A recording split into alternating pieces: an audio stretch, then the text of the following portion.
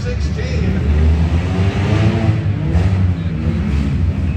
Evan Smith out there with the 04 as well. He is, does about 30 to 40 derbies a year. Whoa!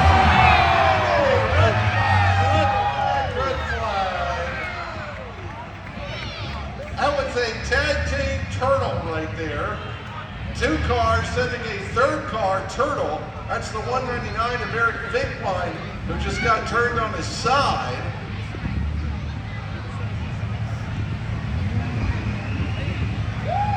First things first, got to make sure Eric is okay. That's the most important thing of all. Everything else is secondary. He's good. He's out of the car. He's good. We're just going to go ahead and plop her down right there. Straighten out a barricade or two while we're taking care of business here. Either that or they may want to remove that car. I'm not sure. Now, if it starts, he can go ahead and continue, but the question is, does he want to do that, or does he want to wait and take the car back to the pits and then come out for one of the last chance qualifiers? I have a feeling he might want to do one of the last chance qualifiers, so we'll wait and see here.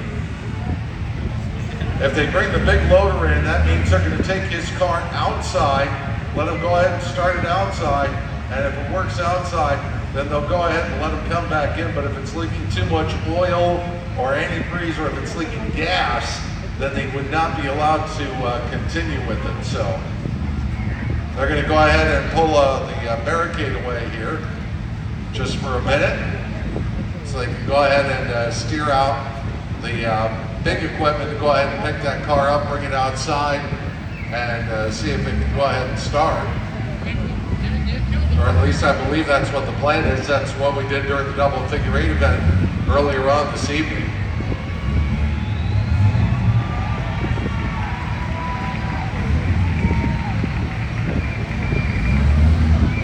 So I'm just waiting to see what the decision is going to be there for the 199. We've got one of the Paul's Auto Service wreckers making its way into the demo pit right now, so. That was crazy. Big 96 is having a hard time. Now he's going to come back over to the car here. And again, we do this for safety purposes because this is an indoor venue. We don't want to start a vehicle that might potentially be leaking gas inside. We'd rather have it outside where we can have extinguishers at the ready just in case. And like I said, if his car is good, then he's going to be allowed to continue if it's not leaking any flammable fluids. If it's just leaking water, well, that's just water, so that's not that big a deal. So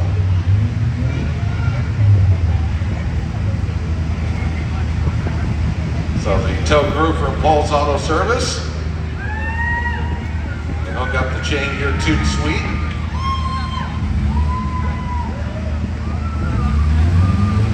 All right, give it up for Eric, everybody. We might see him, we might not, it depends.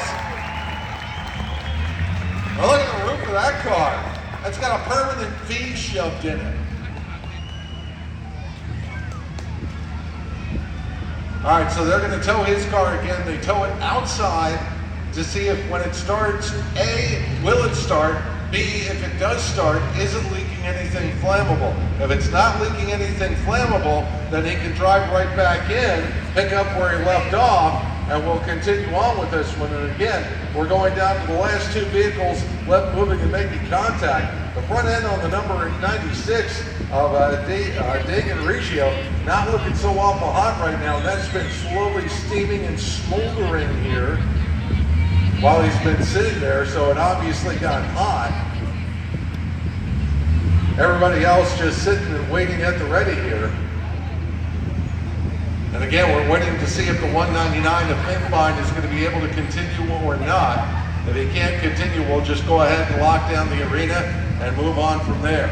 And nope, we're getting the signal the car will not start. So Eric gave it a shot. We're going to take that car back to the pit area and see if maybe he'll be ready for the last chance qualifier coming up.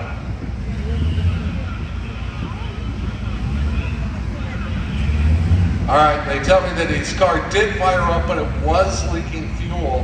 So they're going to give him the opportunity to fix that and come out in the last chance qualifying event number 4. That'll be coming up in just a little bit.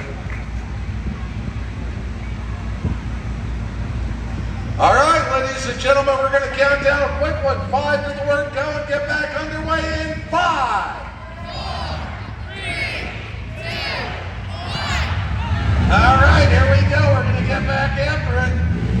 And 5 cars fire up here for the restart. The 96 of David Riccio, unfortunately, doesn't look like that thing wants to start. So we'll get back after it here. You got the 00, the 00X, the 04, the 12, and the 16 that are all in the mix here. Oh, and there goes the 00X getting shoved over into that same corner where the 199 got upside down. With that.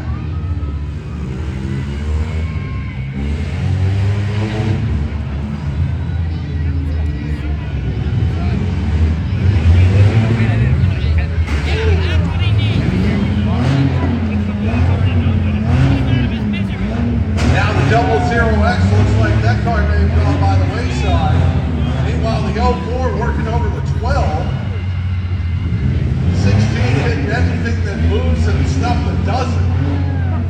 12 with the 00 having a little pushing and shoving contest. The right rear wheel on the 12 is about ready to fall off.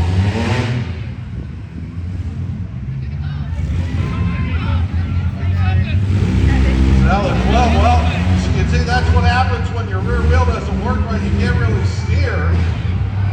They all gather up by one of the barricades and beat and bang on each other a little bit. 16 with a good hit into the 12, trying to knock out that right front drive tire on the number 12 or flatten the tire, trying to disable that car. It lays a good shot into the front end of the 12.